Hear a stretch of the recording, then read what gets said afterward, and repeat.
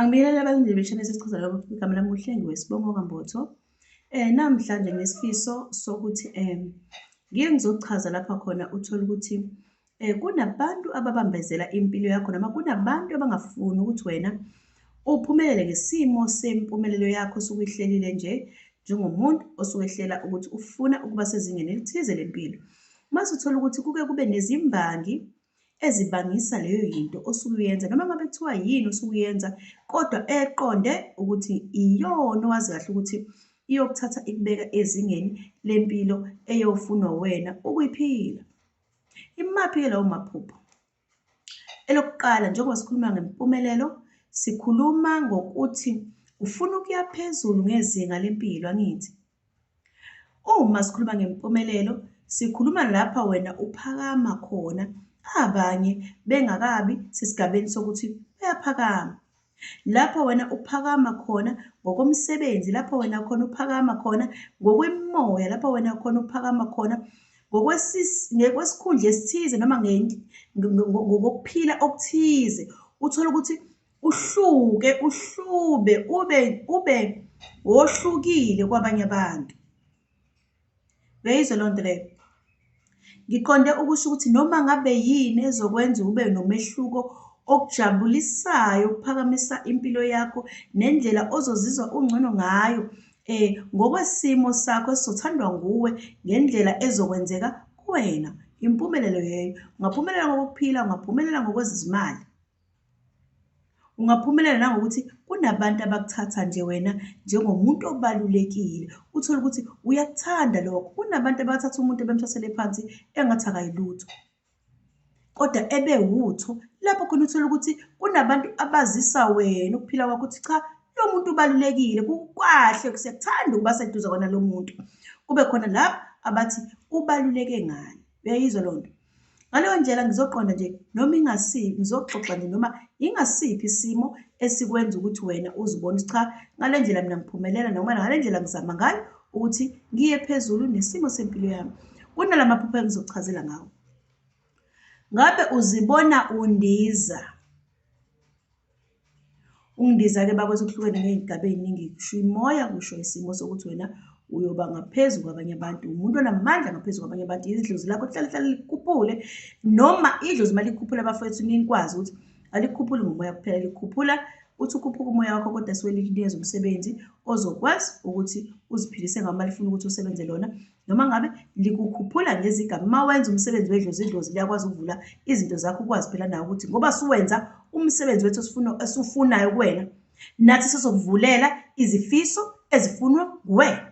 Kodwa uma uvala ungakwenzi okwedlozi, nabo bayakuvalela. Sengisholo ukuthi uma undiza, kusho ukuthi wena usukhuphuka isigaba esithize. Ngabe ukhuphuka ngesigaba somoya, ngabe ukhuphuka ngokwezezimali.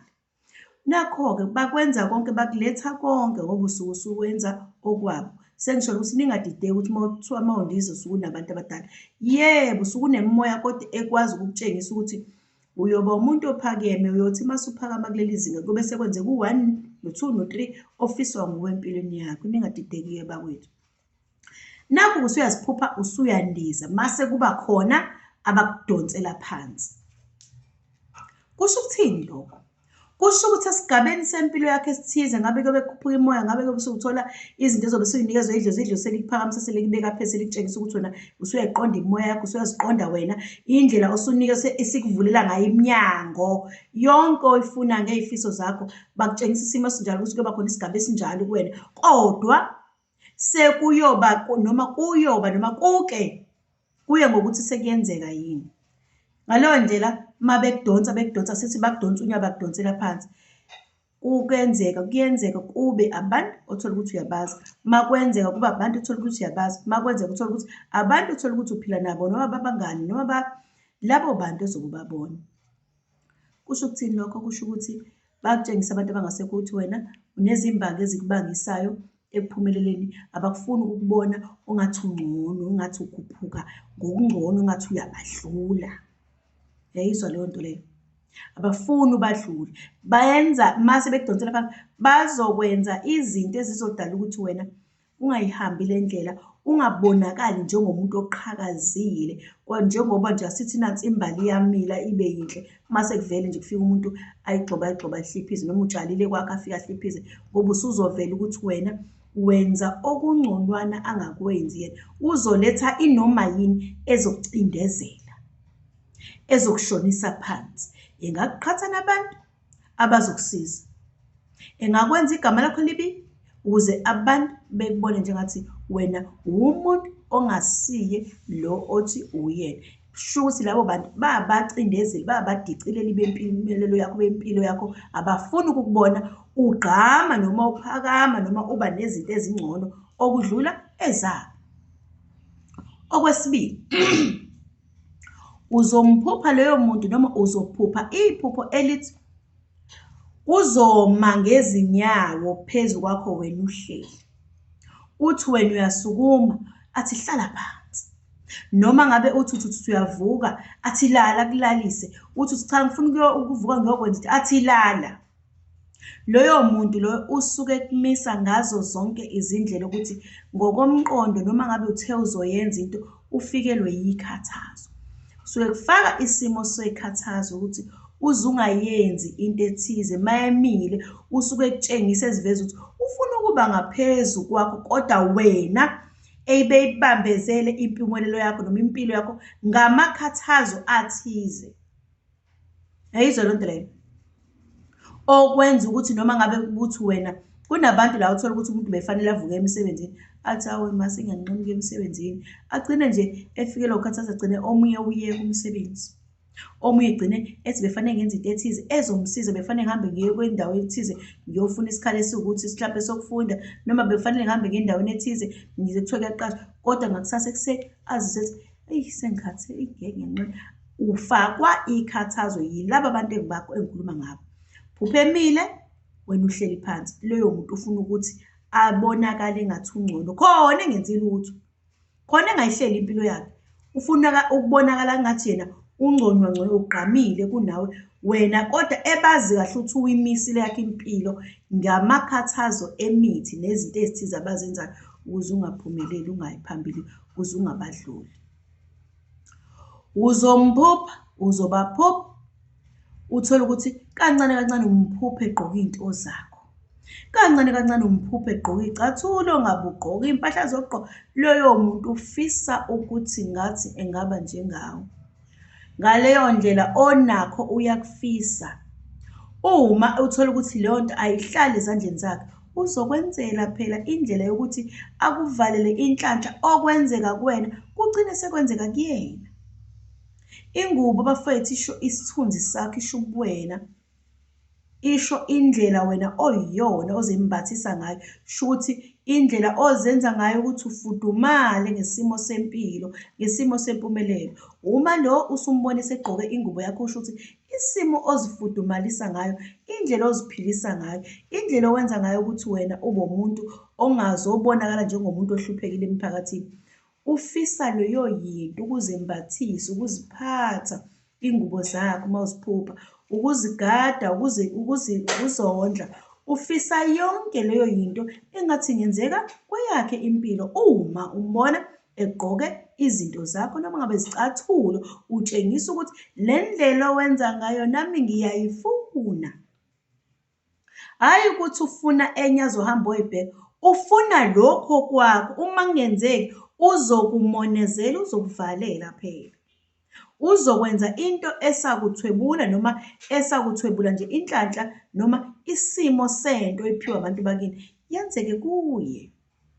Ngaleyo ndlela bafethu, mani namaphupha kanje, zamani phela ukuthi nithole izinto zokuthi ugeze. Ngisho ngani mangithi ugeze? Uzihlambulule. Umuntu nomuntu uhlala esiguquka isimo sakhe somzimba. Ngabe kuyakhula ngokomoya, ngabe uyakhula ngokwenyama. Ingakho umuntu ahlala ashintshe iy'gaba ey'thize. Uthola ukuthi uthe ukonda emzimbeni kulezi iy'nsuku, uthola ukuthi uqonqile, uthola ukuthi uyakhanya, ngaleso sikhathi isigaba somzimba suke sizishintsha bakwethu. Uma umuntu ekade ethathe izinto zakho ngesikhathi esithize, Wena thatha phela ngaleso sikhathi esithize abekade eyithatha siyashintsha isimo, ingakho kukhona ney'khathi zonyaka ezishintshayo. Khona lento ewukubuza komuntu, nokuzimuka komuntu, nokuhlanzeka, nokungcola, konke leyo yinto iyamngcolisa umuntu ngoba usuke usuboshelwe entweni yokuthi wena okwenzayo kungakuhambeli kahle. Thatha indlela phela yamanzi athize uzokwazi ukuzihlambulula, ususe lesi sithunzi agcine esiphethe ukuvala into zakho, uhambe uzihlambulule, ube womunye umuntu esigabeni esisha sokuzihlambulula ngezinto zokuthi ukwazi ukuzihlambulula. Uzosala naleya nsila leyana ekade enayo, ube wena usuzibukile noma usuzimukile noma usuzebulile, angazi noma ngizosho kanjalo, usufinyelele kodwa kwesinye isigaba sokugezeka, sokuhlambululeka okudlula leya yinto leselilapha. Usale lela thunzi elilapha abambele kulona, uqhubeke nesimo sempilo bafowethu. Uma nje unakho ukuthi nje angumuntu obuye angatholakali kahle efonini ngoba ngibe ngapha nangapha, ifoni igcine ingakwazi ukuyiphendula. Kodwa nje lokhu engikushoyo ukwazini ukuthi uma uphupha lamaphupho, usuke lowo muntu engafuni ukuthi umdlule, usuke efuna ukuthi wena yakhe impilo ime, mase kube eyakhe ebonakala engathi ingcono. Khona engenzi lutho, engazami lutho, kodwa ufuna engathi engabamba la kuwena. Yabona, kuhamba kuhambe-ke uma kwenza kanjalo, umthole umuntu esefuna izinto zakho, esefuna ukukudicelela phansi. Ngobani? Inhliziyo le ngaphakathi iyahamba ihluleke ukufihla.